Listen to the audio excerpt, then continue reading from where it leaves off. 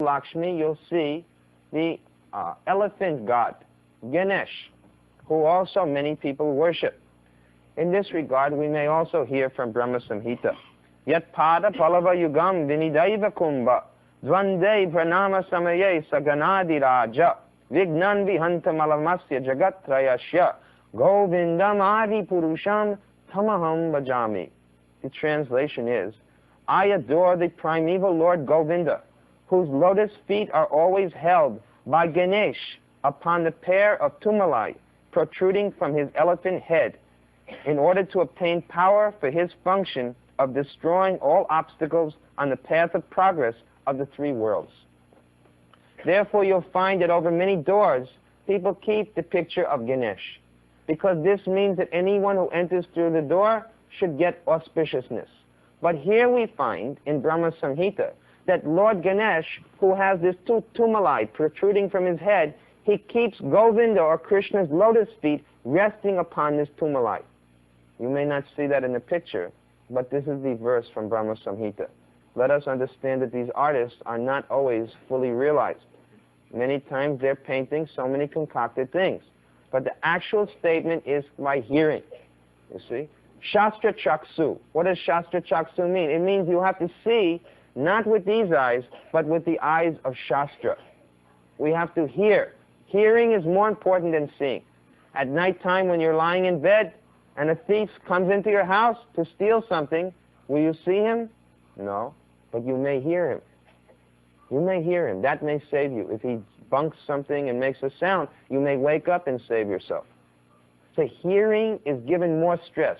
Krishna says in Gita, Tachnu, hear from me. He doesn't say see me, because a great personality is not to be seen, it's to be heard. Some magical display producing something out of the air, this is not the proof of God. God has to be first of all heard. Let someone speak Bhagavad Gita, then we can accept them as God. But simply to steal the words from Bhagavad Gita and pretend that they're spoken by oneself, this is called plagiarism. In the material world, you may know that if you publish a book and someone takes some section of that book and reprints it without your permission, he's subject to being taken to court for libel. It's called plagiarism. So similarly, here is God, Krishna, speaking Bhagavad Gita. And in order to make themselves God, people start to use Krishna's words and say, see, I'm speaking and it means me. This is called plagiarism. Just like Krishna says, Sarvadhamam parityaja mamekam saranam vraja. He said, give up everything and surrender to me. So if I start speaking Gita and say, Sarvadhamam parityaja mamekam saranam, give up everything and surrender to me, then I become a cheater. Because Krishna is saying about Krishna, not about me. If I say to you, give me water, and you say, Swamiji said, give me water, that me means me, and then you drink the water, what kind of understanding that is? When Krishna says, aham, or mam, he's speaking I, me, Krishna. He's not speaking that now you repeat Gita, and you take I or me to mean yourself. So, Ganesh never makes this mistake. He always sees himself as a servant of God.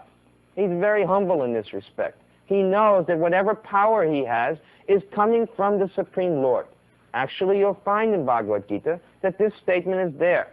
Krishna says that I give the devotees the faith by which to worship the demigods. And similarly says, I make the demigods powerful enough to reward benedictions upon man. So ultimately, for all benedictions, the ultimate source will be found to be Krishna. Next in line, we see a picture of Hanuman.